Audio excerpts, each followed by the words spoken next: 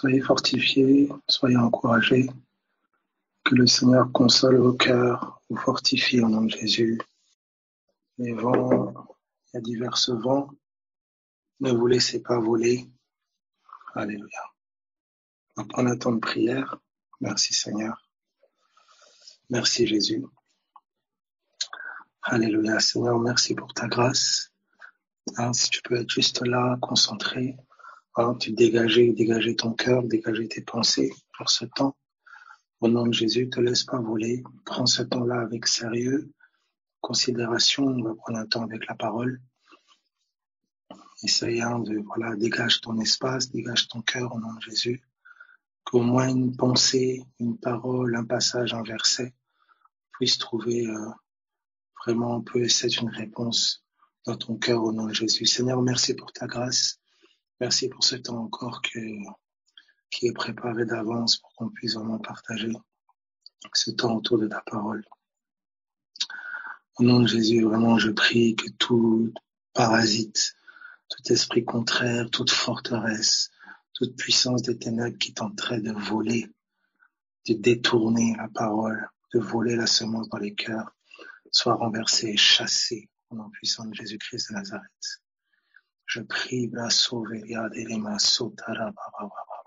je prie maintenant au nom de Jésus-Christ de Nazareth, toute personne troublée dans sa chair, dans son âme, au nom de Jésus, que tu reçoives la paix, que tu sois affranchi, guéri, libre maintenant, au nom de Jésus-Christ de Nazareth.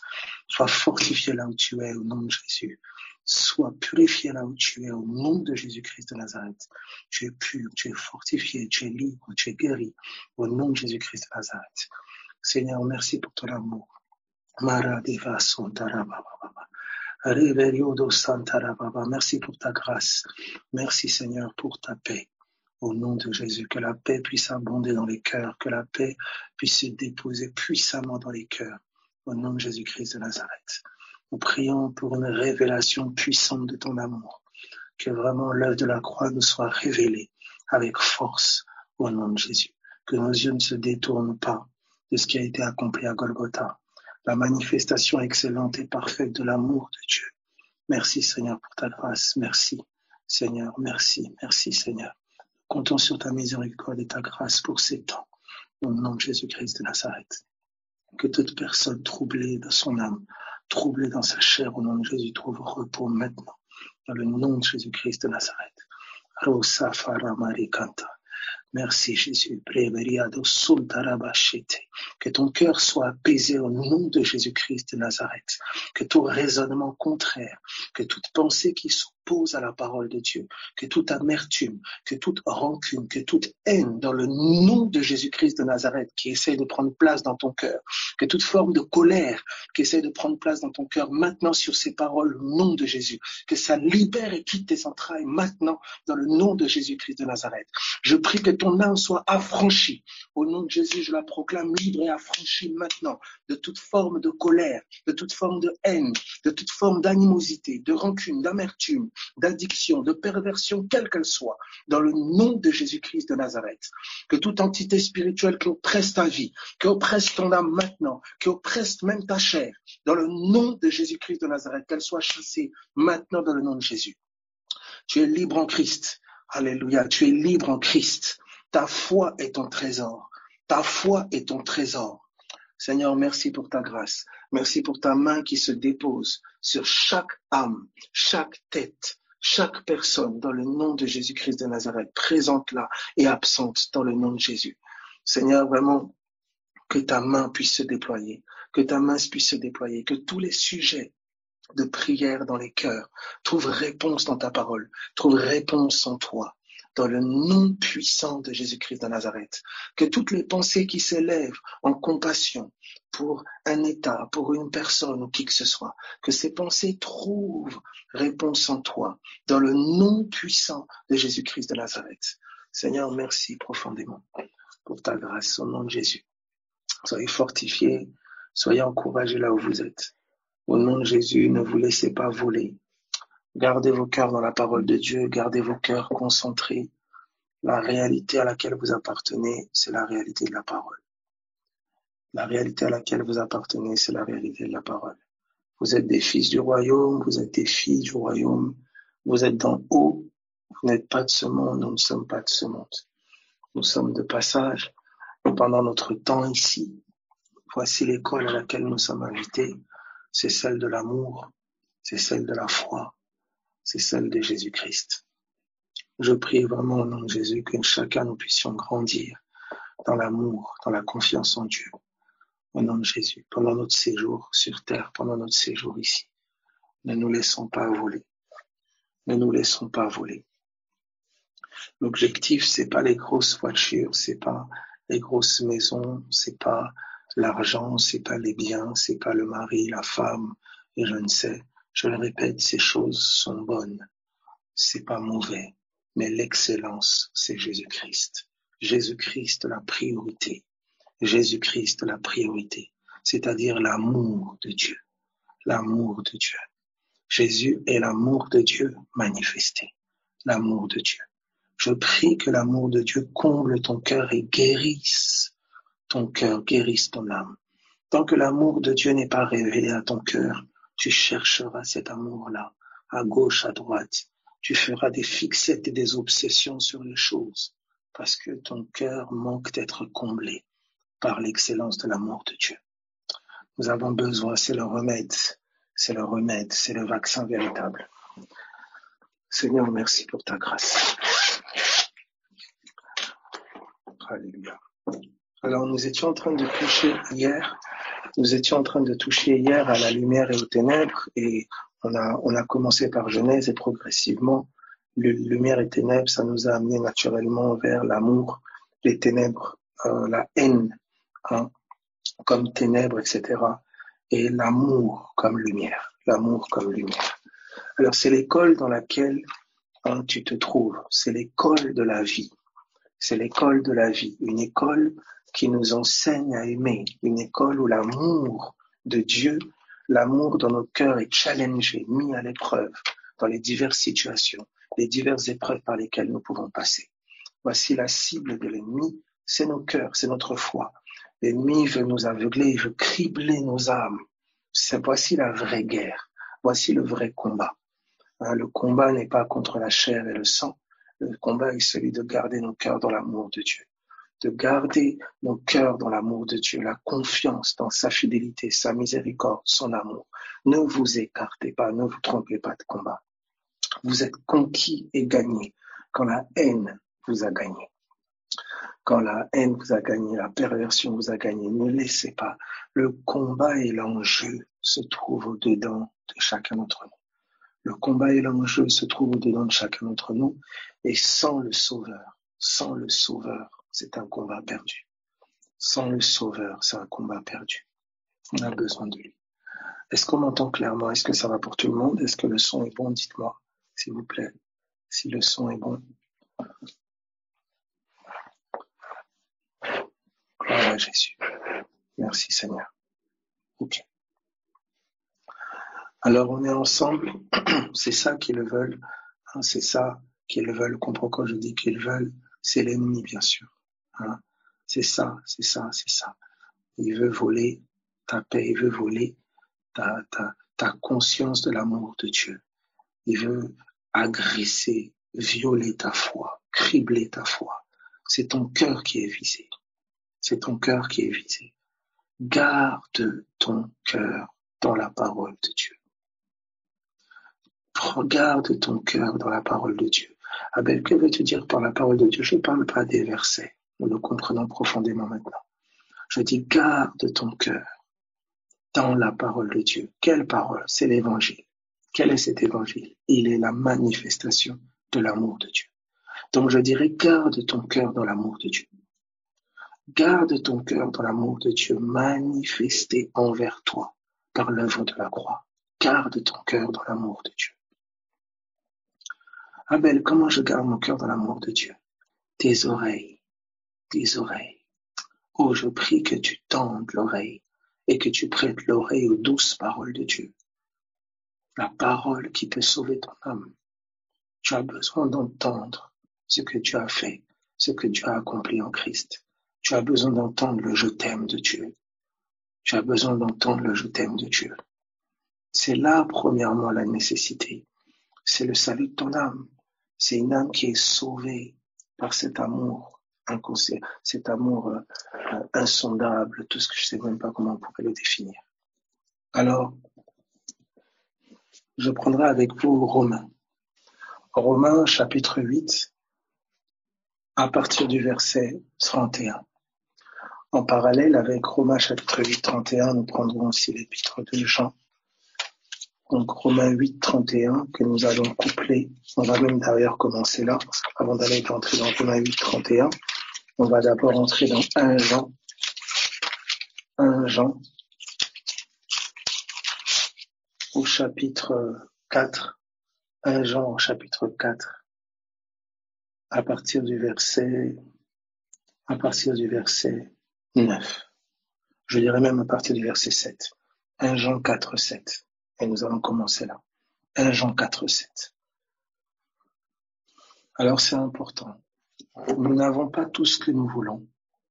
Nous n'avons pas tout ce que nous voulons au moment où nous le voulons, sous la forme dont nous le voulons.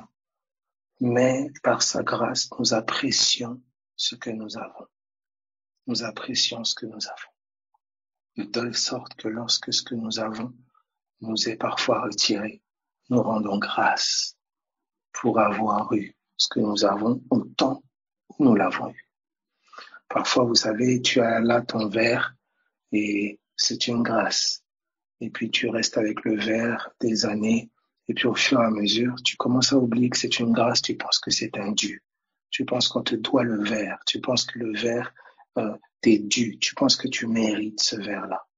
Et quand le verre est brisé, quand le verre t'est enlevé, c'est une invitation aussi à prendre conscience et apprécier que le verre était une grâce. Alors on peut se lamenter que le verre ait été brisé et qu'il nous a été enlevé. Ou on peut rendre grâce pour tout le temps qu'on a eu avec le verre. On peut rendre grâce pour ces moments précieux que le verre nous a accordés. Parce que nous avons parfois manqué d'être conscients que c'était une grâce d'avoir le verre. Remplace le verre par ce que tu veux. Un bien, une personne, que tu sois, écoute attentivement. Ne considère jamais les choses comme des acquis ou mérités. Non, c'est une grâce. C'est une grâce. Et il faut savoir rendre grâce. Rendre grâce. Merci Jésus. Alors voici, nous sommes dans 1 Jean chapitre 4. 1 Jean chapitre 4 à partir du verset 7. Voici. Je lis. Bien-aimés, aimons-nous les uns les autres, car l'amour est de Dieu. Et quiconque aime est né de Dieu et connaît Dieu. Quiconque aime est né de Dieu et connaît Dieu. Je le répète, je ne parle pas de cet amour à l'eau de rose, fleur, mignon, mignonou, je sais pas quoi, et puis dès qu'il y a le moindre épreuve, dès qu'il y a le moindre feu, il n'y a plus personne. On ne parle pas de ça ici. Je suis en train de parler de cet amour qui est monté sur une croix pour des hommes qui ne le méritaient pas. Je suis en train de parler de cet amour qui a été présent là où il n'y avait plus personne. Je suis en train de parler de cet amour qui a été humilié, dénigré, méprisé, faussement accusé, et qui a répondu, Père, pardonne-leur, ils ne savent pas ce qu'ils font. Je parle de cet amour que nos yeux ont vu, que nos yeux ont contemplé.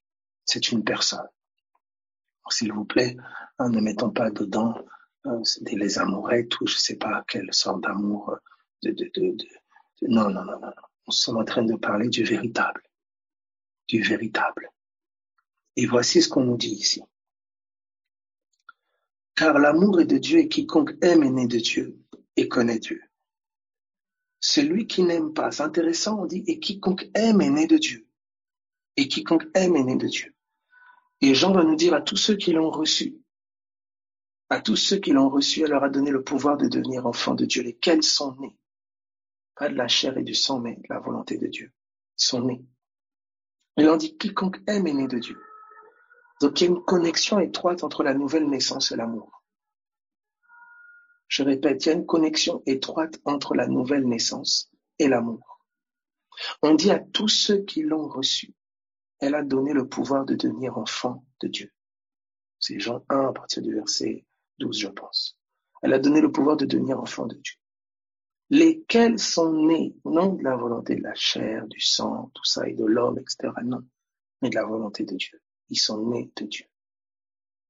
Et là, on me dit, et quiconque aime est né de Dieu. Donc, il y a une connexion étroite, il y a une connexion profonde entre la nouvelle naissance et aimer. Il y a une connexion étroite. C'est l'un des symptômes fondamentaux, majeurs. Quelqu'un qui naît d'en haut, il aime. C'est plus seulement ton nombril, c'est plus seulement ton ego, toi, tes enfants, ta femme, ton mari. Non, ton cœur s'élargit. C'est plus l'amour animal. Non, c'est l'amour divin qui dépasse le sang, qui s'élargit. Voici ce qu'il dit ici. Quiconque aime est né de Dieu et connaît Dieu. Celui qui n'aime pas n'a pas connu Dieu, car Dieu est amour. Il continue. L'amour de Dieu a été manifesté envers nous. Voici, cet amour a été manifesté envers nous. Il s'est montré à nous. Voici à quoi il ressemble. Parce qu'il y a un amour qui ne ressemble pas à ça. Non, non. C'est pas de cet amour qu'on parle. Non. L'amour de Dieu a été manifesté envers nous en ce que Dieu a envoyé son Fils unique dans le monde afin que nous vivions par lui. Et cet amour consiste non point en ce que nous avons aimé Dieu. Donc cet amour, c'est pas premièrement un amour qu'on a donné, c'est un amour qu'on a reçu. Voici, il dit, en ce que nous avons aimé Dieu, il dit, mais en ce qu'il nous a aimés et a envoyé son Fils comme victime expiatoire pour nos péchés. Donc il est en train de dire, cet amour-là ne consiste pas dans le fait que nous ayons aimé Dieu, nous, non. Mais que lui nous a aimés en faisant quoi? En envoyant son Fils mourir pour nos péchés. Ça veut dire que la vie du Fils est l'expression de l'amour de Dieu. Par amour, Dieu a envoyé son Fils. C'est-à-dire que la vie du Fils manifestée au travers de moi, c'est le fruit de l'amour de Dieu. Je répète, c'est le fruit de l'amour de Dieu. Et cette vie-là, cette vie du Fils, elle se sacrifie. Elle se sacrifie pour des injustes. Elle se sacrifie. C'est pas une vie qui se sacrifie que pour sa famille de chair, que pour le sang, non. C'est une vie qui se sacrifie au-delà du sang. La vie du Fils de Dieu, c'est pas que pour ta mère, ton père, tes enfants, ta femme, ton mari. Non. La vie du Fils de Dieu est pour l'humanité. Je prie que l'espace de ta tente soit élargi. Lorsque Marie a vu Jésus, Jésus était son enfant dans la chair.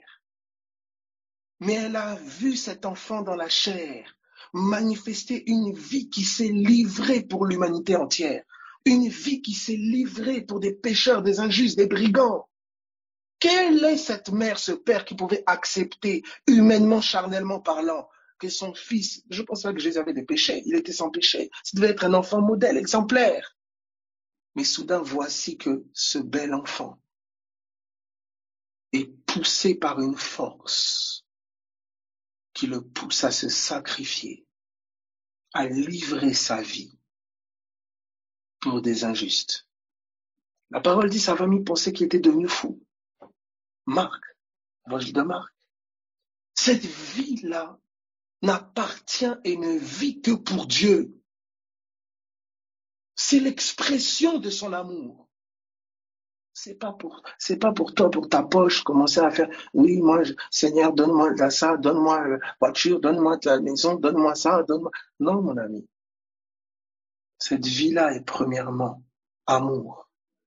La priorité de cette vie-là, c'est d'aimer, c'est de sauver, c'est d'affranchir, c'est de guérir. Quand cette vie-là commence à t'animer, c'est plus ton nombril, le centre.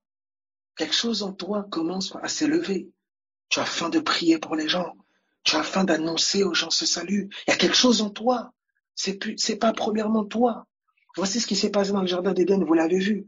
Quand il a mangé le fruit, ses yeux se sont ouverts sur lui. Écoute-moi, cette vie-là peut faire que l'épreuve la plus dure par laquelle tu passes peut devenir un sujet d'encouragement et de consolation pour d'autres. Cette vie-là fait de ton épreuve une gloire pour pouvoir fortifier quelqu'un, élever quelqu'un, bâtir la foi de quelqu'un. L'apôtre Paul disait, mes souffrances sont pour votre gloire. C'est cette vie-là d'amour qui fait que tout concourt au bien. Pourquoi tout peut concourir au bien? C'est pas seulement un bien dans mon avantage, que tout va bien comme j'ai prévu, non. Le bien de Dieu, c'est l'amour de Dieu. Et en toute chose, son amour peut être révélé. Regarde ceci ici. Il est dit, et cet amour au verset 10 de 1 Jean 4, il dit, cet amour consiste non point en ce que nous avons aimé Dieu, mais en ce qu'il nous a aimés et a envoyé son Fils comme victime expiatoire pour nos péchés. Donc, il a manifesté son amour en envoyant son Fils, en envoyant une vie. Cette vie est l'expression de son amour. Et il dit, bien-aimés, si Dieu nous a ainsi aimés, nous devons aussi nous aimer les uns les autres. Nous aimer les uns les autres est la conséquence de la révélation d'un Dieu qui nous a ainsi aimés. Seigneur, j'ai besoin que cet amour se révèle. J'ai besoin que cet amour se révèle à mon cœur. J'ai besoin que cet amour se révèle à mon cœur. Je vois la pauvreté de mon amour. Je vois la colère, je vois la haine, je vois la peur, le stress, l'amour bannit la crainte. Pourquoi tant de peur m'anime? Tant de crainte m'anime? J'ai besoin de la révélation de ton amour. Ce manque d'assurance dans le toute chose, cette inquiétude permanente, ce stress permanent qui me rend parfois peut-être invivable. La panique. Parce qu'il manque un manque de conscience de combien tu m'as aimé, combien tu m'aimes. Au nom de Jésus, je prie que tu cesses de courir à gauche, à droite, si ce n'est dans les bras du Christ. Alors tu comprends bien que cet amour n'est pas un amour humain. C'est divin, c'est le fruit d'une révélation. C'est quelque chose qui t'est révélé, que tu sais pas expliquer avec des mots. Si je te demande comment aimes-tu telle personne ou comment aimes-tu, les mots seront trop pauvres pour décrire combien tu aimes peut-être tes enfants, ton mari, ta femme. Les mots seront trop pauvres. Quand cet amour vient se révéler, se dévoiler, les mots sont légers pour l'exprimer. C'est pour ça que la prédication de la parole, c'est pas d'abord des mots, c'est un esprit. C'est l'expression d'un cœur qui s'adresse au cœur des hommes. La prédication, c'est pas des mots d'abord. Non, c'est l'expression de l'amour de Dieu. Voilà comment et pourquoi tes agissements peuvent prêcher. Je répète, la prédication, c'est pas premièrement des mots, c'est l'expression de l'amour de Dieu. La parole est annoncée parce que Dieu a tant aimé qu'il a donné sa parole, il a donné son Fils. C'est l'expression de l'amour de Dieu. Voilà pourquoi je dis, tes agissements peuvent aussi prêcher. C'est comme ça qu'on dit à un moment, femmes soyez soumises, etc. Il dit que afin que votre mari soit gagné par votre attitude. Je sais plus comment, c'est 1 Pierre chapitre 3. Ah, je peux pas parler. Non, si tu peux parler par ton attitude. Parce que la prédication, c'est pas les mots. C'est l'expression de l'amour de Dieu. Tu peux prêcher en silence. Alléluia. Alors attention, quand on commence à penser que comprendre la parole, c'est une forme de gymnastique intellectuelle où on agence les versets, on va dans les Strongs, on va dans le grec, on va dans l'hébreu, on comprend des mots, on des versets qu'on agence et que ça on dit waouh, waouh, waouh, waouh, waouh. Et le cœur demeure pauvre en amour. La croix ne grandit pas. Le renoncement à soi ne grandit pas. La même amertume, la même rancune. Non, ça c'est pas la révélation. C'est la connaissance qui enfle. Savoir des choses sur Dieu, c'est pas savoir Dieu. C'est pas connaître Dieu. On dit celui qui a aimé ici a connu Dieu. Regardez ici, on peut évoluer dans 1 Jean chapitre 4 avant de prendre Romains. Voici ce qui est dit. C'est pour ça que je prie au nom de Jésus toutes les personnes dans des retraites, etc. Mon ami, si lorsque tu te retires avec la parole et tu t'immerges, tu ne ressors pas de là avec un cœur repentant qui veut aimer, revois ta retraite. Revois ta retraite. Quelle est cette retraite-là où tu vas t'immerger dans la parole, qui est l'amour? Tu ressors de là avec la même rancune, aucune repentance, aucun esprit de pardon. Non, non, non, non, non, non. Revois ta retraite. Ça, c'est des retraites d'étudiants pour étudier des examens, des retraites. Non, attention. Quand tu passes du temps dans le four, dans le confinement de l'amour de Dieu, tu vas ressortir comment? Dans cet amour, on va te dire, regarde comment ton cœur est prompt à. Regarde la colère qui t'anime. Regarde comment là, tu peux arranger avec tel. Humilie-toi. C'est pas important. L'immersion va te pousser à l'expression de son amour. Le Christ qui paraît, c'est l'amour de Dieu manifesté. Et cet amour-là a différentes facettes. Il a la facette de puissance. Il a la facette de joie, de paix. Cet amour a différentes facettes. L'amour de Dieu, c'est pas que les miracles. Le miracle, c'est son amour manifesté envers nous, qui ne le méritions pas. C'est de là que toute sa force tire racine. Et c'est l'assurance, donc la foi, qui nous porte dans les temps d'affliction, dans les temps d'épreuve. Je sais qu'il m'aime. Donc je sais que quel que soit le chemin là, difficile, périlleux parfois, Dieu m'aime et quelque chose est caché là pour moi. Seigneur, ne me laisse pas passer à côté de la révélation de ton amour dans ce feu et dans cette épreuve-là. Je prie que tu saches apprécier les traces de l'amour de Dieu dans le parcours de ta vie et que tu saches rendre grâce à Dieu pour ça. Plutôt que de passer ton temps à murmurer et te plaindre de ce qui te manque ou de ce qui manque à tes proches, de ce qui manque à tes enfants, que tu apprennes à apprécier, à rendre grâce pour cet amour qui a été manifesté. Dieu a donné ce qu'il avait de plus cher. Il a donné son Fils. Là où certains d'entre nous, ou peut-être beaucoup d'entre nous, ou peut-être la majorité, ou peut-être nous ne donnerions même pas notre orteil, il a donné son Fils unique. Si seulement nous pouvions déjà rendre grâce pour ça. Apprécier ce sacrifice-là. Parce que c'est un Dieu qui nous a aimés. Mais regardons l'attitude que l'on peut avoir lorsqu'on manifeste de l'amour envers quelqu'un et que cet amour-là n'est pas considéré. Lorsque tu fais un geste gentil envers quelqu'un, lorsque tu manifestes de l'attention envers quelqu'un et qu'il n'y a pas de retour, que ton geste n'est pas considéré, que ton attention n'est pas considérée, que ton inquiétude pour la personne n'est pas considérée. Regarde dans quel état tu te mets. Oh, c'est la dernière fois, plus jamais.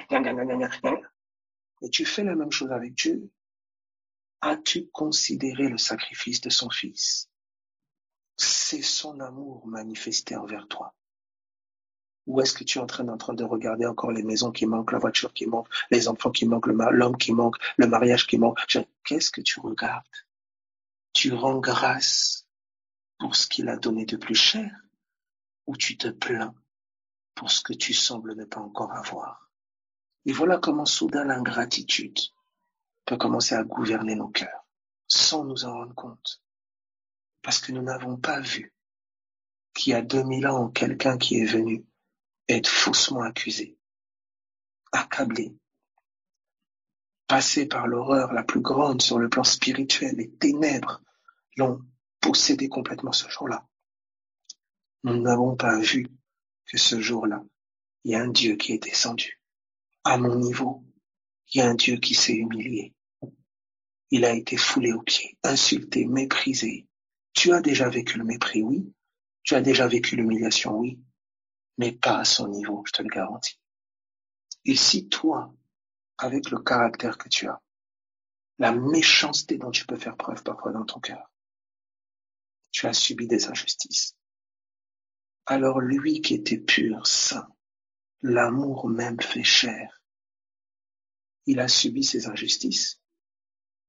Pourquoi le murmure n'était pas sur ses lèvres? Pourquoi la colère n'était pas sur ses lèvres? Pourquoi la haine n'était pas sur ses lèvres? Mais il a libéré le pardon. Parce que c'était l'amour de Dieu. Il n'y a que cet amour-là qui va te donner de libérer ce qui doit être libéré, d'aimer là où on ne peut pas aimer, pardonner là où tu ne peux pas pardonner. C'est cet amour-là. Tu as besoin d'être piqué par cet amour. Tends l'oreille vers ce qui s'est passé à Golgotha. Un Dieu t'a dit je t'aime. Un Dieu s'est affaibli. Le Dieu tout-puissant s'est rendu faible. Il est descendu. Il a été amoindri par amour pour toi. Il n'a pas eu honte. Je donnais l'exemple, vous savez, souvent, vous prenez, je ne sais pas moi, quelqu'un qui vient d'un haut rang social, un homme important, une femme importante, quelqu'un, je sais pas, ministre, un grand titre, un grand statut, président, quelqu'un avec un haut rang social, un grand salaire, tout ce que vous voulez. Et cette personne a un fils aîné ou une fille aînée. Et ce fils commence à faire n'importe quoi. Cette fille commence à faire n'importe quoi. Et il peut pas s'en débarrasser. Elle peut pas s'en débarrasser, c'est son fils, c'est sa fille. Donc elle a honte. Il a honte. Et quand on vient lui dire, ah ben, il fait quoi ton fils, elle fait quoi ta fille, deviennent quoi, qu'est-ce qui se passe? Il sait pas quoi répondre. Et il s'emporte, et il s'énerve, et il est stressé, il est en colère. Parce que cet enfant fait honte. Parce qu'il répond pas aux exigences attendues par le statut, par le nom, par l'honneur de cette famille. Si nous, les humains, on peut être comme ça, alors un Dieu qui avait le statut le plus élevé, le plus glorieux, au milieu des êtres saints, les anges et tous les êtres du ciel, ce Dieu-là, par amour pour des pécheurs, il est descendu.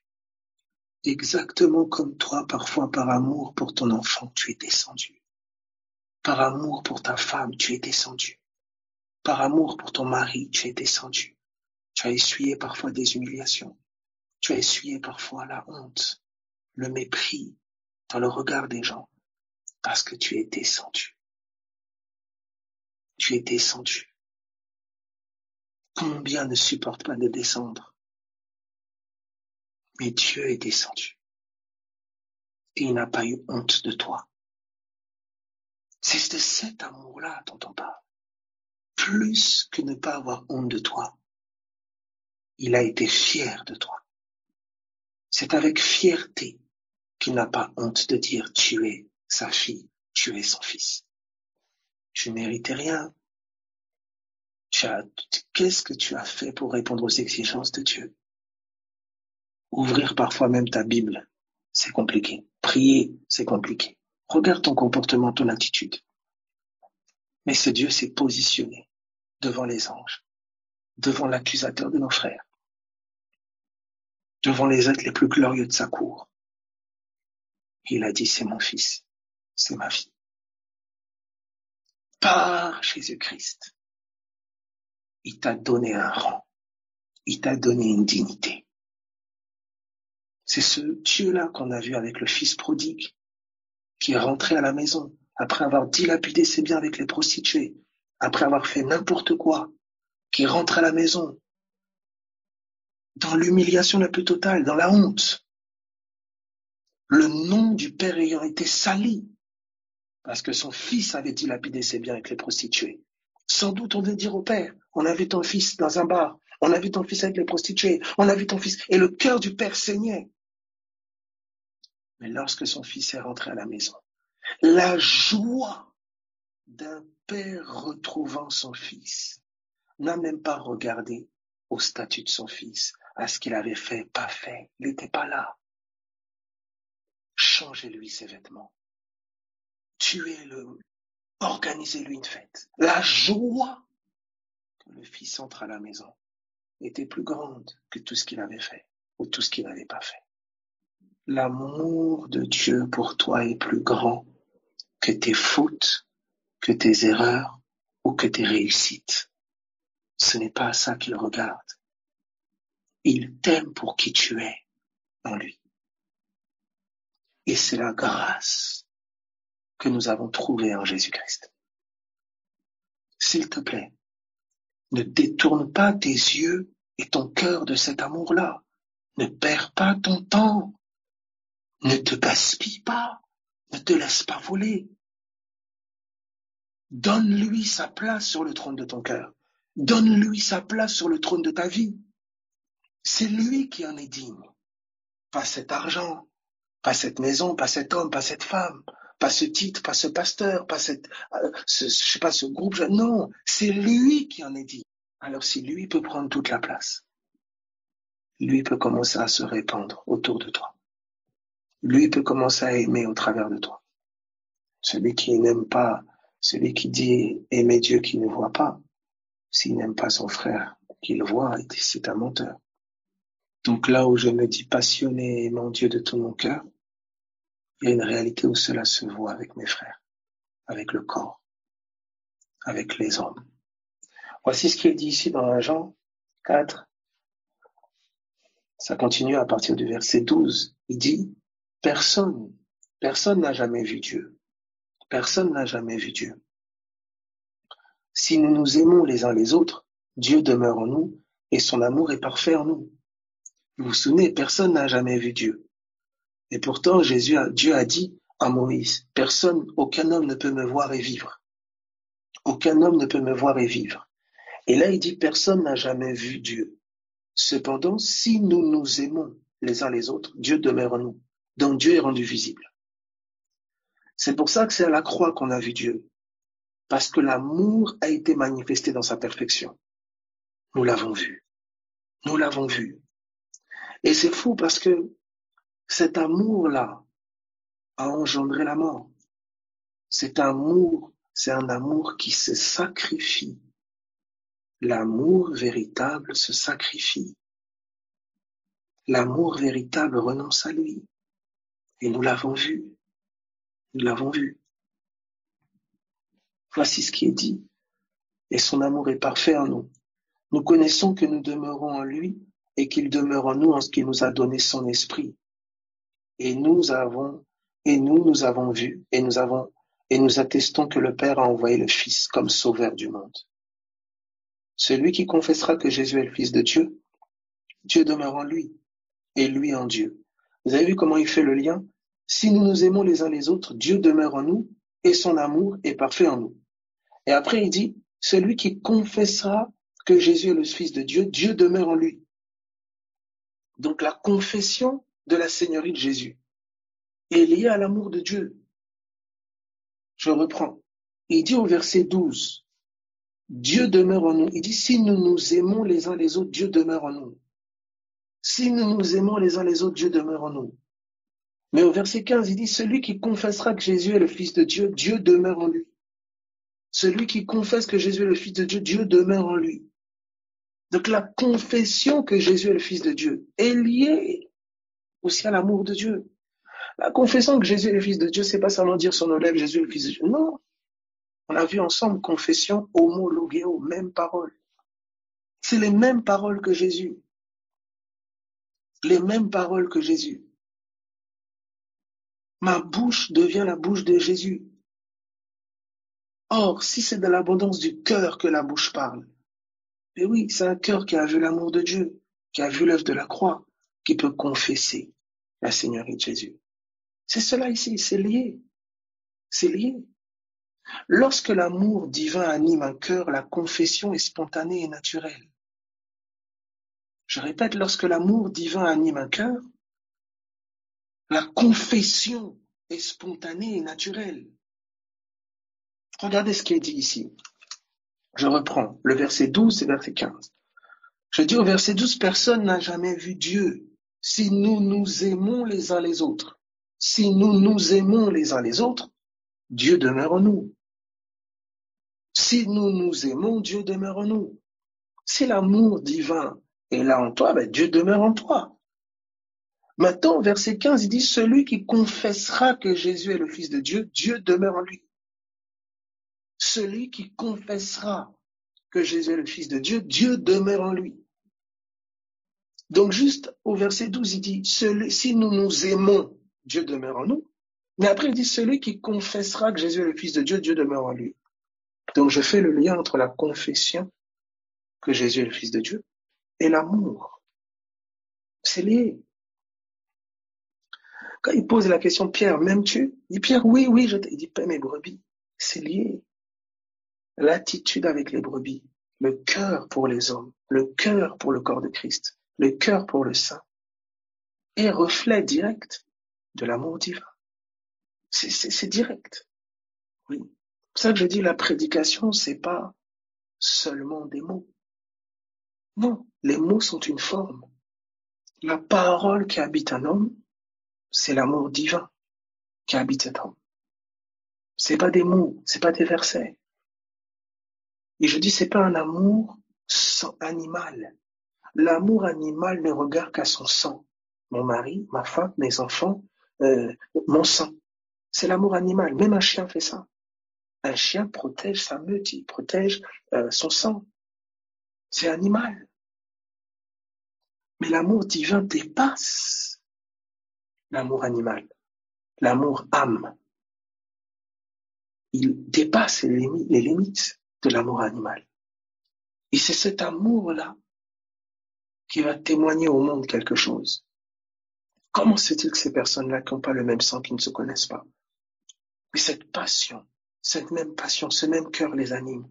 Leur cœur bat pour le même, Jésus. Vous comprenez que là, c'est pas une affaire d'argent, de maison, de voiture, de bâtiment, de grands titres. Non, non, non, non. C'est l'affaire d'un cœur transformé.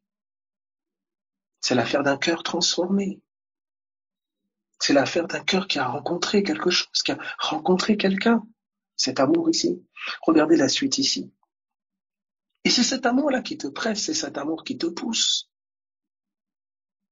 à annoncer, à témoigner, à partager, à te livrer dans la prière. Regardez comment l'amour pour le peuple a poussé la plupart des prophètes sur des montagnes pour prier, chercher la face de Dieu. Pour la plupart des temps de prière, des jeunes souvent prient, regardez bien, ils jeûnaient et priaient pour le peuple. C'est comme si un fardeau pour les autres était communiqué au cœur de ces hommes-là. Tu rentres du travail, il y a quelque chose qui te fait penser à ton collègue, à ta collègue. Tu sens que spirituellement il est oppressé. Et l'amour de Dieu bat pour ce collègue, bat pour cette collègue-là. Alors quelque chose te lève la nuit pour prier, pour commencer à parler sur sa vie, décréter sur sa vie, commencer à t'opposer à cette puissance des ténèbres-là. Parce que quand l'amour est centré sur quelqu'un, automatiquement l'amour aussi dégage la haine envers ce qui nuit à cette personne-là. Ah oui. Comment tu vas aimer les hommes et aimer le diable? Comment tu vas aimer Dieu, aimer les hommes, aimer les ténèbres? C'est incohérent. Parce que les ténèbres nuisent, détruisent ce que Dieu aime. Si Dieu a la haine du mal, c'est parce que Dieu t'aime. C'est parce que Dieu nous aime. C'est extraordinaire. Ça veut dire que la motivation de la confrontation du royaume des ténèbres, c'est pas une motivation de l'ego, de l'orgueil. C'est poussé par l'amour. Nous ne pouvons pas laisser ces choses continuer à détruire des foyers, détruire des familles, détruire une nation, détruire des vies pour lesquelles Dieu s'est livré et s'est sacrifié. C'est ça le moteur. Donc, quelqu'un qui n'a pas la conscience, ah oui, j'ai peur de parler, j'ai peur de... Non, c'est l'amour te pousse. L'amour te donne une audace. Moi, je suis souvent impressionné par l'amour des parents.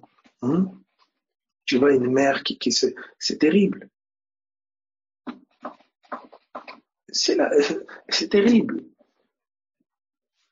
Tu vois un garçon, une femme, un ami, voilà, par amour, qui ont fait des folies. Des hommes ont défié des familles entières.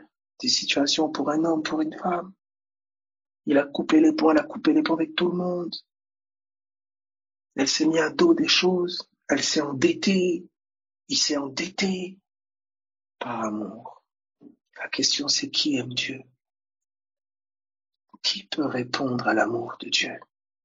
Le cœur de Dieu bat pour les démunis, les orphelins, les veuves, les accablés, les affligés. Qui tend l'oreille vers ce cœur qui crie, qui appelle? C'est ça. Tu vois que quand tu aimes, tu commences à t'oublier. Parce que Dieu t'a aimé, il s'est oublié. Il a oublié son rang, son statut, sa gloire. Il est descendu. Il a été humilié, dénigré. Il est descendu. C'est de la folie.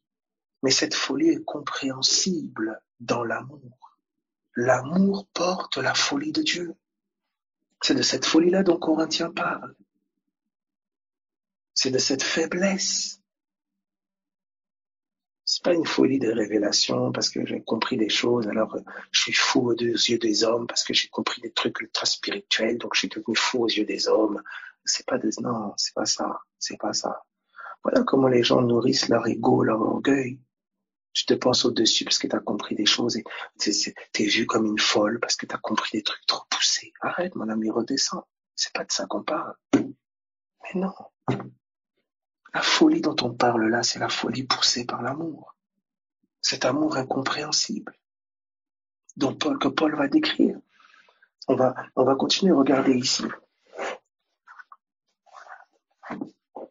Regardez ici. Quel est cet amour qui peut transcender la mort? Cet amour où la mort ne met plus de limite. L'apôtre Paul pose la question, qu'est-ce qui pourra nous séparer de cet amour-là? Quand cet amour-là lie deux personnes, la mort même ne peut les séparer, béni soit son nom. Quand cet amour-là lie les saints, la mort même ne peut les séparer. Je prie que nos cœurs soient élargis. Quand j'entends ces choses, j'ai parfois le sentiment de multiples fois d'être passé à côté de quelque chose. D'avoir pensé peut-être que l'essentiel parfois c'était de voir telle chose ou telle chose, Dieu faire ça, Dieu fait ça, Dieu fait ça. Alors que la première éducation que notre Père voulait nous communiquer, c'est d'aimer comme il a aimé. Et c'est de là que tout découle. Paul dit l'amour de Dieu nous presse. C'est l'amour qui pousse à la mission, c'est l'amour qui pousse au miracle, c'est l'amour qui pousse au sacrifice. C'est l'amour qui nous fait franchir des limites. C'est l'amour qui nous fait prendre des risques. C'est l'amour qui suscite la foi en vrai. Regardez ce qui est dit ici. On est dans Jean chapitre 4. Que cet amour te tienne. Si tu veux le voir, regarde ton parcours, regarde ton histoire. Regarde ton parcours et demande au Seigneur de t'ouvrir les yeux. Alors tu verras les traces et les empreintes de cet amour durant tout ton parcours. Alors tu regarderas ton passé avec les larmes aux yeux. Parce que tu t'es plaint des épreuves, des combats, de la méchanceté des gens, de ce qu'on t'a fait, de soucis. Et tu peux peut-être passer à côté d'apprécier cet amour-là qui a comme traversé ta vie, qui a laissé son empreinte. Regardez ce qui est dit ici. Il est dit, à partir du verset 13, nous connaissons que nous demeurons en lui et qu'il demeure en nous en ce qui nous a donné son esprit. À partir du verset 16, je dirais, verset 16. Et nous avons connu l'amour que Dieu a pour nous et nous y avons cru. Alléluia. Et nous avons connu l'amour que Dieu a pour nous et nous y avons cru. On a cru à cet amour. Dieu est amour et celui qui demeure dans l'amour demeure en Dieu et Dieu demeure en lui. Tel il est, tel nous sommes aussi dans ce monde. C'est en cela que l'amour est parfait en nous, afin que nous ayons de l'assurance au jour du jugement. À partir de 1 Jean, chapitre 5, à partir du verset 1er. 1 Jean 5, 1. Quiconque croit que Jésus est le Christ est né de Dieu. Et quiconque aime celui qui l'a engendré, aime aussi celui qui est né de lui. Nous connaissons que nous aimons les enfants de Dieu, lorsque nous aimons Dieu. et que nous pratiquons ses commandements. Car l'amour de Dieu consiste à garder ses commandements.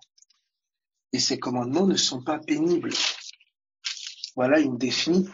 L'amour de Dieu consiste à garder ses commandements. Et ses commandements ne sont pas pénibles. Parce que tout ce qui est né de Dieu triomphe du monde.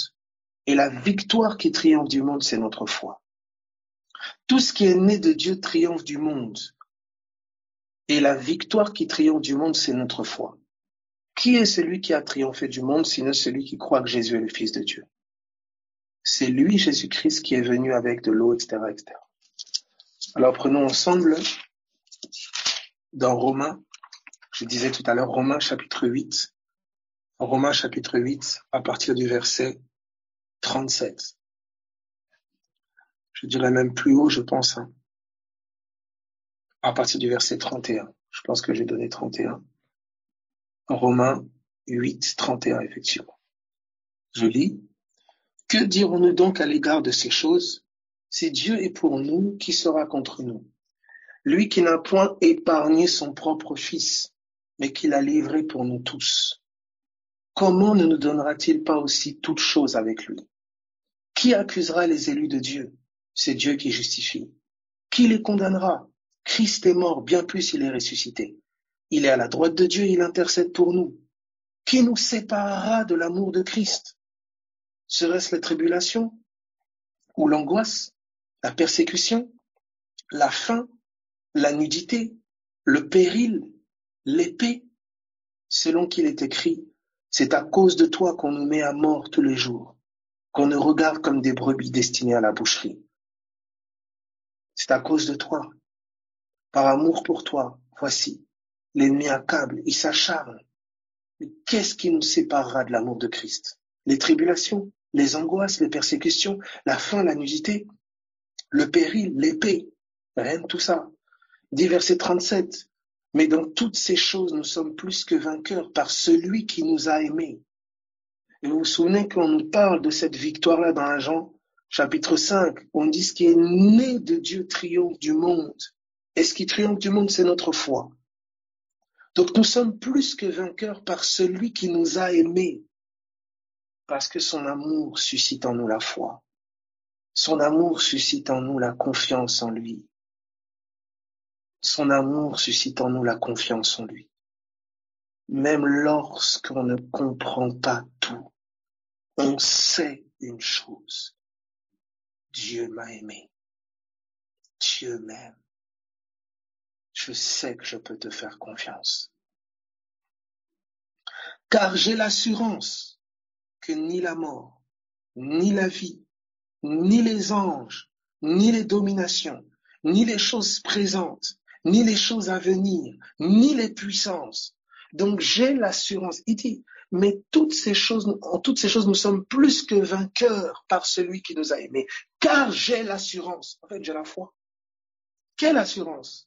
Ni la mort, ni la vie, ni les anges, ni les dominations. Donc démons, anges, tout ce que tu veux, ni les choses présentes, ni les choses à venir, les circonstances et autres, ni les puissances, ni la hauteur, ni la profondeur, ni aucune autre créature ne pourra nous séparer de l'amour de Dieu manifesté en Jésus-Christ notre Seigneur. Oh non, je dois reprendre ça. C'est quelque chose que l'ennemi, l'ennemi travaille sur ça. C'est pour ça que quand tu vois quelqu'un qui commence à s'asseoir et dire, ah, je pense que Dieu m'aime plus. Je pense que, oh là là, c'est triste. Hein. C'est triste que tu penses comme ça. Parce que tu n'as pas tel objet, parce que tu n'as pas tel présent, parce que les circonstances présentes ou à venir paraissent ceci, parce qu'il y a telle chose ou telle chose, que tu puisses penser que Dieu ne t'aime pas. Et tu puisses avoir des raisonnements comme si Dieu m'aimait. Il aurait fait ça, il aurait fait ça. Non. Si Dieu m'aimait, il aurait donné son fils. Et il a donné son fils, il l'a fait.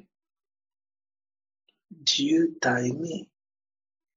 Mais la manière dont il t'a aimé, ça t'intéresse pas. Toi, tu veux qu'il t'aime seulement quand il donne la maison, la voiture, l'argent, le mariage. Voilà, que les gens applaudissent, disent waouh. C'est ça. Je prie au nom de Jésus-Christ que tu puisses apprécier la manière dont Dieu t'a aimé, qui a été premièrement de donner son Fils, livrer sa vie pour toi. Que cette révélation te soit donnée, que tu cesses de penser et de définir l'amour de Dieu par rapport aux faits, aux situations. Non. Dieu t'a aimé au-dessus des circonstances. Dieu t'a aimé au-delà même des faits. Et son amour est agissant dans ton cœur, dans nos cœurs. Nous avons méprisé l'amour de Dieu. Nous avons dénigré Dieu. Notre péché, notre haine, notre colère, notre perversion a amené l'amour de Dieu sur une croix.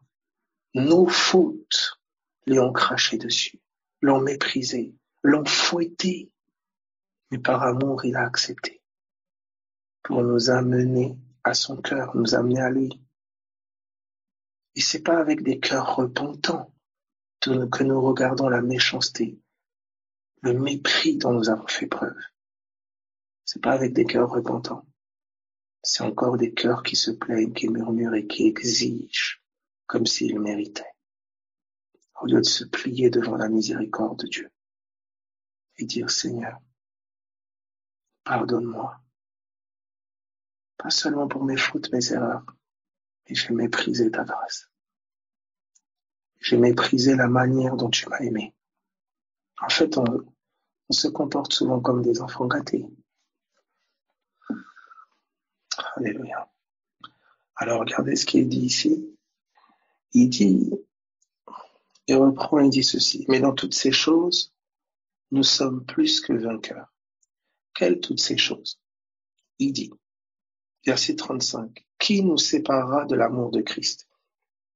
Tribulation, angoisse, persécution, faim, nudité, péril, épée. Il dit au verset 37, mais dans toutes ces choses, nous sommes plus que vainqueurs. Quelle chose? Tu es plus que vainqueur dans la tribulation. Tu es plus que vainqueur dans l'angoisse. Tu es plus que vainqueur dans la persécution. Tu es plus que vainqueur dans le manque, dans la faim. Tu es plus que vainqueur dans la nudité, l'humiliation. Tu es plus que vainqueur dans les périls de toutes sortes, les dangers. Tu es plus que vainqueur dans les combats, dans les guerres, l'épée. Et pourquoi tu es plus que vainqueur? Tu es plus que vainqueur par celui qui t'a aimé. Car tu as l'assurance. Tu es plus que vainqueur à cause de cette assurance-là. Laquelle? Que ni la mort, ni la vie, ni les anges, ni les dominations, ni les choses présentes, ni les choses à venir, ni les puissances, ni la hauteur, ni la profondeur, ni aucune des créatures ne pourra te séparer de l'amour de Dieu manifesté en Jésus-Christ. C'est là ta victoire. C'est cette union éternelle à l'amour, par l'amour de Dieu. C'est là ta victoire. La victoire, c'est pas premièrement la situation qui devient comme ça ou comme ça. Non, ma victoire n'est pas premièrement là. Ma victoire est dans celui qui m'a aimé. C'est là. Et c'est ça qu'on veut me voler dans le feu. C'est ça qu'on veut me voler dans l'épreuve. C'est là qu'on veut me mentir, me tromper, me détourner de la simplicité à l'égard de Christ, pervertir, corrompre mon entendement, dire regarde, si Dieu t'aimait, pourquoi il y a eu ça, pourquoi il y a ceci, pourquoi le même qui te dit ces voix-là, c'est le même qui provoque ces situations, c'est le même qui secoue, qui accable, qui crible la chair, c'est le même qui vient avec cette voix-là, dire mais si Dieu t'aimait, regarde, regarde, regarde. C'est pas l'amour de Dieu qui manque, c'est mon ignorance de son amour. C'est mon ignorance qui te permet, Satan, de faire ces choses. Mais je prie que mon cœur grandisse dans la conscience de l'amour de Dieu manifesté à Golgotha. Alors je sais que l'ignorance ne permettra plus que tu fasses certaines choses. Seigneur, remplis-moi davantage encore. C'est pour ça que je prie que dans le feu, tu aies l'obsession de vouloir connaître l'amour de Dieu. Que dans le feu, tu aies l'obsession de vouloir courir dans les bras de Dieu. Parce que c'est littéralement ce que l'ennemi veut pas. Il veut que tu puisses penser que Dieu t'a abandonné, que Dieu t'a laissé, que Dieu ne t'aime pas, que tu as fauté, que ta faute est trop grave et ceci et cela. Il veut essayer de te persuader que le sacrifice de Jésus, il est vain. Et c'est là, mes amis, c'est là la plus grande défaite. Un cœur ignorant de l'amour de Dieu pour lui. C'était le commencement. Le cœur informe et vide, la terre informe et vide, les ténèbres à la surface de l'abîme, l'ignorance. Dieu dit que la lumière soit. Je prie que la lumière soit dans ton cœur. Je prie que l'amour divin soit dans ton cœur, qu'il te guérisse de tous ces maux, toute cette colère que tu as stockée, cette rancune, cette amertume que tu as stockée, que tu manifestes sous des formes différentes dans tes relations avec les gens, dans tes attitudes avec les gens, envers toi-même, cette culpabilité que tu as stockée, cette conscience qui t'accuse, qui te condamne, ce cœur qui est lourd, au nom de Jésus-Christ de Nazareth. Que l'amour de Dieu soit dévoilé à ton cœur, que aucun doute ne puisse subsister en toi quant à ce sacrifice parfait que Dieu a fait en Jésus-Christ. Jésus t'a aimé sans faille, sans faille. Et il n'a pas attendu que tu sois excellent, il n'a pas attendu que tu fasses les choses comme il faut, alors que nous étions ennemis.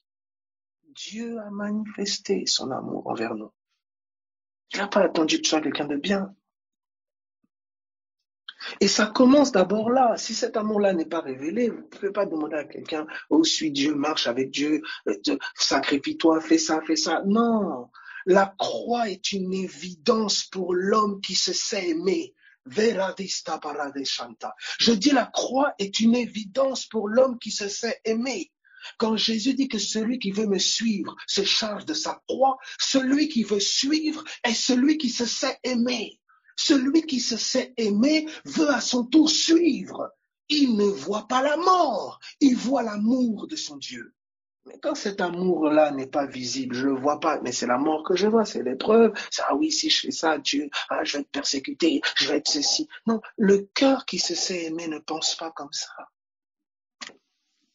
Il y a certaines choses où tu es comme paralysé, bloqué à cause de ton ignorance de l'amour de Dieu, à cause de ton manque de révélation de l'amour de Dieu.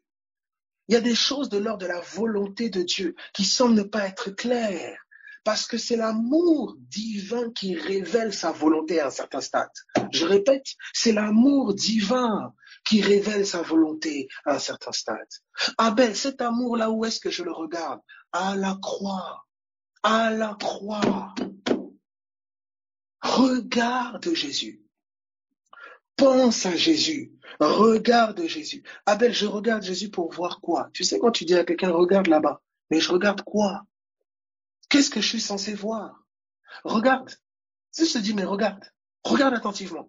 Oui, mais regarde attentivement, mais pour regarder quoi? Où? Va chercher. Vas-y, va chercher. Mais chercher quoi? Si tu ne m'indiques pas quoi chercher, si tu ne m'indiques pas quoi regarder, comment puis-je voir? Alors il me dit, regarde l'amour de Dieu. Regarde mon fils et regarde mon amour. Regarde l'amour de Dieu. Alors tu vas voir l'amour de Dieu ressusciter les morts. Tu vas voir l'amour de Dieu guérir les malades. Tu vas voir l'amour de Dieu relever l'affligé, toucher le lépreux, toucher ceux qu'on disait impurs, méprisés par tous. Tu vas voir l'amour de Dieu défier les règles et le toucher, les toucher. Tu vas voir l'amour de Dieu se pencher vers une femme adultère, méprisée, accablée, accusée de tous. Mais l'amour de Dieu prendre sa défense. Tu vas voir l'amour de Dieu s'asseoir avec les brigands et se faire l'ami des gens de mauvaise vie. Tu vas voir l'amour de Dieu défier la mort et appeler un homme d'entre les morts. Regarde Jésus pour y voir quoi? L'amour de Dieu. Alors tu vas voir cet amour jusqu'à monter sur une croix, être crucifié, accablé par des injustes, et tu vas te voir au milieu de ces injustes-là. Tu vas voir que cet amour-là, il n'est pas contre des pages seulement. Cet amour-là est venu dans ta vie, sous des formes diverses et variées. Tu l'as méprisé, Tu l'as piétiné. Tu l'as foulé aux pieds. Tu as fait partie, nous avons fait partie de ceux qui l'ont crucifié. Mais qu'est-ce que cet amour a dit? Pardonne-leur, ils ne savent pas ce qu'ils font. Dans mon ignorance, j'ai crucifié Jésus. Dans mon ignorance, j'ai méprisé la croix. Dans mon ignorance, j'ai méprisé un être glorieux qui est descendu dans ma vie, au travers de cet homme, au travers de cette femme, au travers de ce parent, au travers de cette situation. L'amour de Dieu est venu à moi sous des formes diverses et variées. Et j'ai foulé aux pieds cette grâce. J'ai fait partie de ceux qui l'ont crucifié. Mais cet amour-là a dit pardonne-leur. Ils savent pas ce qu'ils font. Ils savent pas. Cet amour m'a pas condamné. Il m'a pardonné. Au nom de Jésus, tu es pardonné pour tout état d'ignorance, ce mépris, des choses que tu as peut-être tu as négligées, ces choses où tu as laissé la haine, la colère, l'amertume prendre la place dans ton cœur, la négligence dont tu as fait preuve parce que les situations étaient trop fortes, les épreuves étaient trop dures, alors tu as parfois méprisé Dieu, tu as parfois fait une fixette sur certaines choses, tu as plus regardé ce qu'on t'a fait à toi, plutôt que ce qu'on a fait à Jésus, ou je dirais plutôt que ce que tu as fait à Jésus. Tu as passé ton temps à te plaindre de ce que les gens faisaient ou ne faisaient pas, sans regarder ce que toi, tu faisais et tu ne faisais pas à Jésus.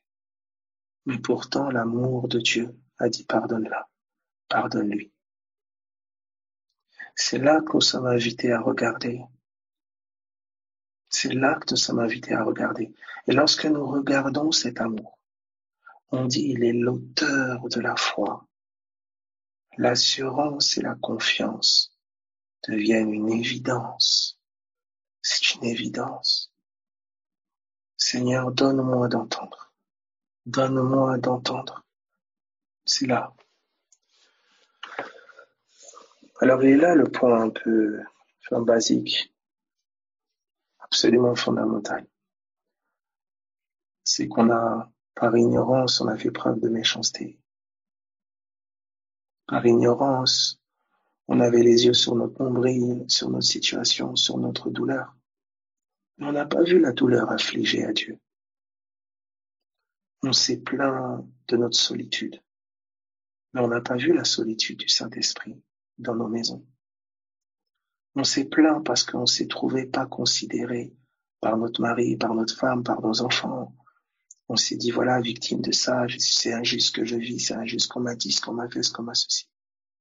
Mais on n'a pas vu la même injustice qu'on a fait subir à Jésus. Le mépris, la solitude, des oreilles qui ne l'écoutent pas, un temps qu'on n'a pas pour lui, alors que lui, il a tout donné. Dieu a donné son Fils unique. Il a livré la vie de son Fils. Je dirais, il a fait le premier pas, alors que nous le calculions même pas. Il a fait le pas. Combien de fois on a manqué de faire le pas par fierté, par orgueil? Combien de fois on s'est dit, je parle plus à tel, je parle plus à tel, parce que, voilà, les choses vont pas comme toi t'as calculé ou prévu. Nos cœurs sont souvent méchants. Mais la grâce de Dieu nous tient. Sa miséricorde nous porte. Et elle nous enseigne. Deutéronome, chapitre 9. Deutéronome, chapitre 9. Deutéronome, chapitre 9.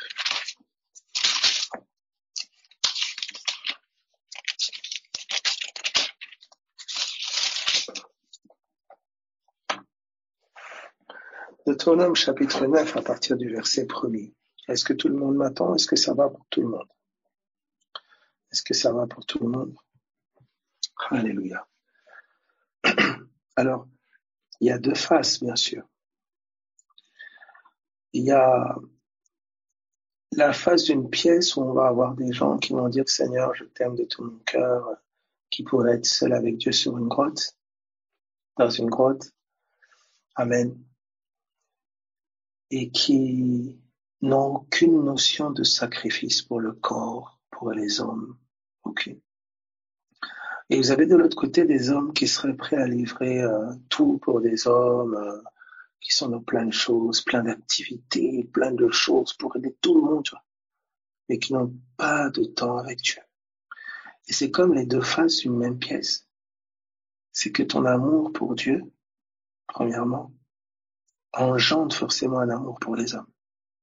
Mais tu peux aimer les hommes sans forcément aimer Dieu. Abel, comment? Tu peux aimer les hommes en attendant inconsciemment quelque chose en retour. Et à chaque fois que ces hommes-là ne répondent pas comme tu attendais, ben tu n'aimes plus. Et il y a un amour charnel qui s'est déguisé, qui porte comme le visage d'un amour divin, mais qui n'est pas l'amour divin. Et cet amour-là est révélé dans le feu. Il est révélé dans le feu. C'est dans le feu qu'on va voir la qualité de l'amour divin qui règne au milieu de nous. Dans les incompréhensions, dans les épreuves, dans les divergences. C'est là que, comme au travers du feu, l'amour véritable se dévoile. Nous n'avons pas vu la splendeur de l'amour de Jésus qu'au travers de ses miracles et autres. Il n'y avait pas de plus grand amour que de donner sa vie. Il n'y avait pas de plus grand amour. C'est-à-dire qu'il y a de la grandeur dans l'amour. Et le plus grand, c'était de livrer sa vie. Un amour qui grandit, c'est un amour qui tend vers le sacrifice. Un amour qui grandit, c'est un amour qui tend vers le sacrifice. Pas le sacrifice que vers des hommes justes, pieux, gentils, non. Mais le sacrifice sur le même modèle et l'exemple de Christ. C'est pour ça qu'il n'y a que par lui que cela est possible. Que par lui. Alors c'est pourquoi on a besoin de l'entendre. On a besoin de s'imbiber de lui. On a besoin de s'imprégner de lui.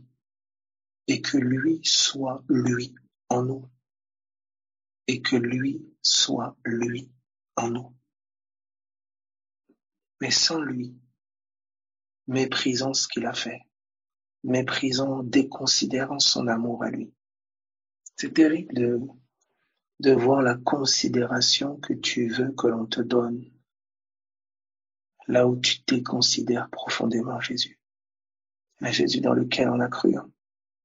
C'est fou de voir comment tu tiens absolument à ce que tu fasses, qu'on fasse, comment tu penses, comment tu dis autre, et combien tu ne fais tellement pas, et tellement tu ne prêtes tellement pas attention à ce que le Seigneur voudrait faire avec toi. Il y a une invitation de Dieu qui est lancée pour nous asseoir à sa table. Il veut partager ses mets. Et c'est que des mets d'amour. Il a dit sur cette montagne, il a dressé une table. Isaïe, je pense, 25 peut-être, il a dressé une table. Et c'est l'amour qui a poussé à dresser cette table. Et tout le monde a répondu qu'ils étaient occupés. J'ai pas le temps, j'ai pas le temps, j'ai pas le temps. Mais Dieu, il n'y a pas plus occupé que Dieu. Il a trouvé le temps de descendre et mourir sur une croix pour toi. Je crois qu'il est digne qu'on trouve le temps pour lui. Regardez ce qu'il dit, nous sommes dans Deutéronome chapitre 9, on terminera sur cela. Il dit, écoute Israël, tu vas aujourd'hui passer le Jourdain pour te rendre maître de nations plus grandes et plus puissantes que toi, de villes grandes et fortifiées jusqu'au ciel. Israël, écoute Israël, Shema, Israël. Tu vas aujourd'hui passer le Jourdain pour te rendre maître de nations plus grandes et plus puissantes que toi, de villes grandes et fortifiées jusqu'au ciel, d'un peuple grand et de haute taille, les enfants d'Anak que tu connais et dont tu as entendu dire, qui pourra tenir contre les enfants d'Anak? Sache aujourd'hui que l'Éternel, ton Dieu, marchera lui-même devant toi. Comme un feu dévorant, c'est lui qui les détruira, qui les humiliera devant toi. Et tu les chasseras, tu les feras périr promptement comme l'Éternel te l'a dit. Il va te devancer, il va passer devant toi. Quand est-ce que le Seigneur est passé devant nous, Golgotha? Il nous a précédés, il les a dépouillés. Et là, pourquoi? Par amour pour nous. Et vous voyez, souvent je donne l'exemple du petit enfant. Généralement, l'enfant à qui vous dites qui est profondément aimé, à qui il est dit jamais non, tout ce qu'il veut c'est comme ça, etc. Ça devient un petit enfant roi, qui manifeste souvent même une audace terrible, même envers des personnes plus grandes que lui, plus vieilles que lui. Voilà. Il veut dire ceci. Seigneur, fais-nous grâce. Regardez ce qu'il dit. Il dit, sache aujourd'hui que l'Éternel, ton Dieu, marchera lui-même devant toi. On est au verset 4, on est au verset 3 de Deutéronome 9. Lorsque l'Éternel, ton Dieu, les chassera devant toi, ne dis pas en ton cœur, c'est à cause de ma justice que l'Éternel me fait entrer en possession de ce pays. Ne dis pas dans ton cœur, c'est à cause de ma justice que l'Éternel me fait entrer en possession de ce pays. Ne dis pas dans ton cœur, c'est parce que je suis quelqu'un de bien. Ne dis pas dans ton cœur, c'est parce que j'ai aidé trop de gens, j'ai été trop cool avec les gens que Dieu me fait rentrer dans ce pays. Ne dis pas ça dans ton cœur, c'est un mensonge. C'est pas vrai. Et ça, c'est quelque chose, souvent un discours qu'on entend beaucoup dans la religion. Ou même dans la mentalité ambiante, charnelle. Oui, moi j'ai fait ça, j'ai fait ceci, j'ai fait cela. Et vous avez quelqu'un qui va étaler ce qu'il a fait, ce qu'elle a fait pour lui, pour tel, pour ceci, pour cela. Et c'est pour ça que Dieu me fait entrer dans ce pays. C'est pour ça que Dieu m'a donné ça. Parce que, écoute, arrête ça. Ce qui t'a été donné, c'est par grâce. C'est grâce. C'est parce que Dieu t'a aimé qu'il a donné son Fils. C'est la grâce. C'est immérité. C'est la grâce. C'est pour ça qu'il n'y a pas de place pour la jalousie dans la grâce, puisque c'est une grâce, c'est immérité. Alors j'apprécie la grâce qui est faite chez l'autre. C'est terrible des fois quand vous regardez, vous allez voir ce papa ou cette maman ou ces enfants-là ou ce mari, cette femme qui va regarder la femme d'autrui, qui va regarder l'homme d'autrui, qui va regarder le couple d'autrui, qui va regarder les enfants d'autrui et dire oui, les autres, ils ont ça et moi aussi, moi. Arrête avec cette mentalité-là. Commence à rendre grâce pour la grâce qui est faite chez les autres. Bénis Dieu pour cette famille qui a ça. Bénis Dieu pour ce couple qui a ça. Rends grâce à Dieu pour ces enfants qui ont ça. Rends grâce à Dieu. Commence à rendre grâce à Dieu. Parce que c'est Dieu. C'est pas tel homme ou tel homme. Ah mais lui il a ceci, elle c'est toujours elle, lui il a ceci, tout le monde a ça, et moi, non, arrête, ça, c'est démoniaque. C'est ça qui a poussé Satan à être précipité sur la terre. Il voulait la place sur la haute montagne là. On l'a précipité, hop. Rends grâce à Dieu. Ah, telle personne, elle a eu ça, elle a eu, oh Seigneur, gloire à Dieu.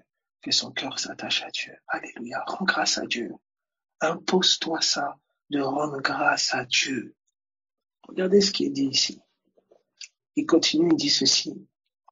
Il dit, verset 5, non, ce n'est point, il dit, verset 4, pardon, lorsque l'Éternel ton Dieu les chassera devant toi, ne dis pas en ton cœur, c'est à cause de ma justice que l'Éternel me fait entrer en possession de ce pays. Car c'est à cause de la méchanceté de ces nations que l'Éternel les chasse devant toi. C'est à cause de la méchanceté de ces nations que l'Éternel les chasse devant toi. Non, ce n'est point à cause de ta justice et de la droiture de ton cœur que tu entres en possession de leur pays. C'est pas à cause de ta justice ou la droiture de ton cœur, non. C'est une grâce, mais c'est à cause de la méchanceté de ces nations que l'Éternel, ton Dieu, les chasse devant toi. Et c'est pour confirmer la parole que l'Éternel a juré à tes pères, à Abraham, Isaac et à Jacob. Il a fait une promesse. Il ne peut pas se renier. Sache donc que ce n'est point à cause de ta justice que l'Éternel, ton Dieu, te donne ce bon pays, pour que tu possèdes, car tu es un peuple couraide. Souviens-toi et n'oublie pas de quelle manière tu as excité la colère d'Éternel, ton Dieu, dans le désert. Tu sais de penser que les choses te seront dues, ou les choses sont dues à tes enfants, ou ça devrait être comme ça devrait être ça, et t'emporter même, etc. Tu dois redescendre. Tu dois te calmer. Tout est grâce. Tout est grâce. On ne te doit rien. Personne te doit quelque chose. Tout est grâce. Donc quand quelque chose te parvient, C'est la grâce qui a pris une forme pour venir à toi. Et quand quelque chose ne t'est pas parvenu, la grâce est en Jésus-Christ. Jésus-Christ est la grâce, donc Christ est là. Cependant, cette forme n'a peut-être pas été manifestée. Mais la grâce est la grâce.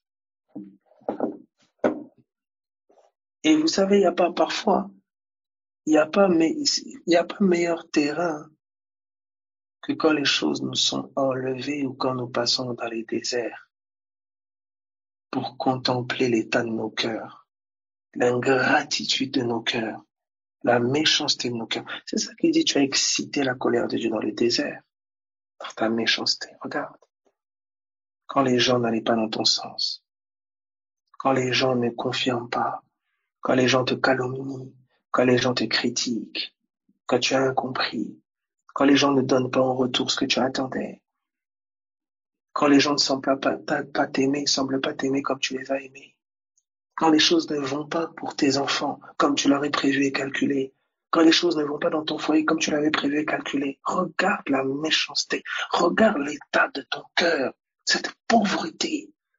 Au lieu de pleurer parce que la maison n'est pas là, parce que la voiture n'est pas là, parce que la femme, le mari n'est pas là, ou je sais pas quoi, tu devrais pleurer pour ta condition, ta misère, la misère et la pauvreté de ton cœur, et soupirer à ce que la miséricorde de Jésus nous soit révélée.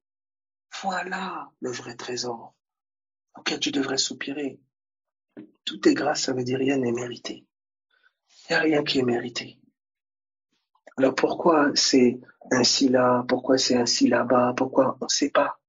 Mais une chose est certaine, nous comptons sur la miséricorde. Qui de vous a une facture du souffle? Il n'y en a pas.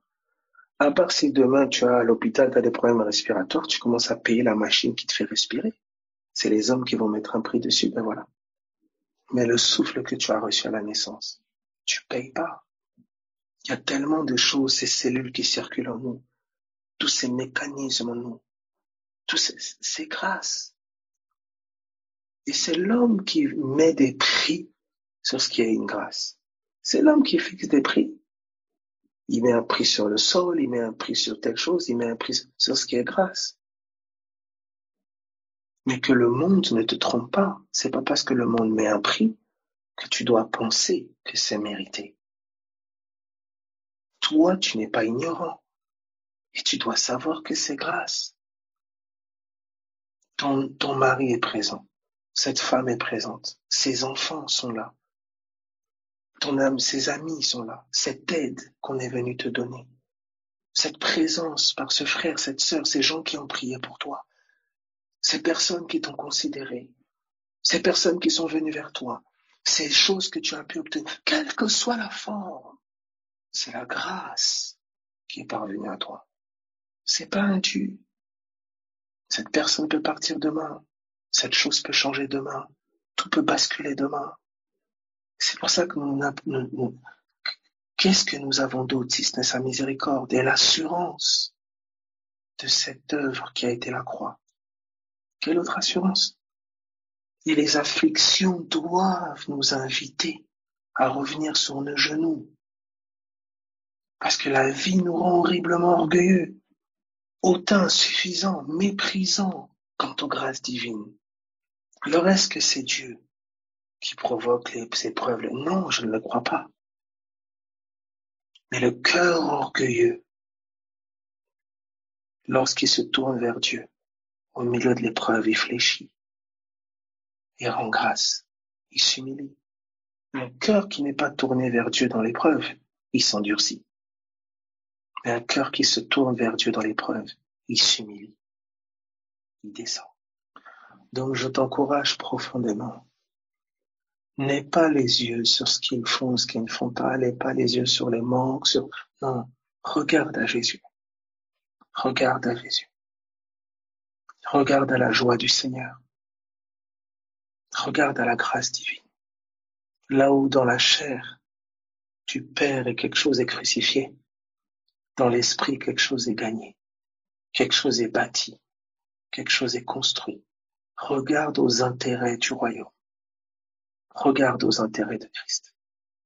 Tends l'oreille et ferme un peu la bouche 2 minutes. Tends l'oreille pour entendre cet amour. Tends l'oreille pour entendre. Ne sois pas prompte à parler. Écoute. Écoute la voix. Et la voix de l'amour te dictera. Mais tu peux pas bien écouter si tu es occupé à trop parler. Écoute. Donc soyez fortifiés là où vous êtes, chacun au nom de Jésus. Que le Seigneur profondément vous accompagne, vous fortifie dans toutes choses. Que son amour vraiment vous comble, vous fortifie, vous console. Au nom de Jésus-Christ de Nazareth, vraiment. Que ces dons puissent toujours mûrir, grandir, s'affermir en nous. Merci Seigneur Jésus. Merci Seigneur Jésus. Que nous portions vraiment le témoignage de Christ dans nos vies, par nos vies, pas seulement par nos mots, et que nos vies soient vraiment les premières prédications au nom de Jésus. Vraiment, soyez vraiment bénis, encouragés, consolés, et quels que soient les combats que tu peux vivre et traverser, comme je le dis, on ne comprend pas tout le temps tout. On n'est pas maître de tout si ce n'est en lui. Donc n'oubliez pas que votre attention première soit de tourner les yeux vers lui, vers votre Seigneur. C'est en lui que nous sommes plus que vainqueurs. Voyez, nous sommes plus que vainqueurs en lui, en celui qui nous a aimés. Car on a cette assurance-là que ni la mort, ni la vie, ni les anges, ni les dominations, ni les hauteurs, donc les lieux célestes, ni les profondeurs, le séjour des morts et autres, ne pourra nous séparer de l'amour de Dieu manifesté en Jésus. Ne laissez pas un quelconque démon, un esprit quelconque essayer d'installer ce mensonge dans vos cœurs, que Dieu vous aime pas, que Dieu vous condamne, que Dieu vous a rejeté au nom de Jésus-Christ, que ces mensonges, que ces tentatives de persuasion de l'ennemi soient renversées dans le nom de Jésus pendant que je parle, que ces forteresses soient brisées dans le nom glorieux de Jésus-Christ de Nazareth. Je prie que ton cœur puisse baigner dans la plénitude de la révélation de l'amour de Dieu, que tu puisses être vraiment libéré de ce joug de condamnation, ce joug de culpabilité qui pèse sur toi, comme si un sentiment que c'est ta faute par rapport à certaines choses et autres. Au nom de Jésus, que ce joug soit brisé. Au nom de Jésus-Christ de Nazareth, il y a des plans qui dépassent ton entendement. Il y a des plans qui sont au-dessus de ton intelligence, qui sont au-dessus de ce que tes yeux et de ce que ton cerveau peut comprendre. Voilà pourquoi il y a des choses. Alléluia, Dieu te dit, fais-moi confiance, je t'aime. L'intelligence ne peut pas tout percevoir. L'intelligence ne peut pas tout voir. Mais l'intelligence éclairée, c'est celle qui sait combien Dieu l'aime. Voici la vraie sagesse. C'est pour ça, au nom de Jésus-Christ de Nazareth, je prie que tu sois profondément conscient de combien Dieu t'aime et combien ce sacrifice de son Fils lui a coûté et que c'est la plus grande preuve d'amour qu'il ait pu te donner. Sois profondément consolé là où tu es, profondément fortifié. Et quelle que soit la manière dont l'ennemi essaie de te cribler, au nom de Jésus-Christ de Nazareth, nous prions pour que ta foi et ta conscience de cet amour ne défaillent point. Au nom de Jésus. Soyez encouragés là où vous êtes. À très bientôt en tout cas. Bénédiction à vous. Au nom de Jésus. Amen. Amen.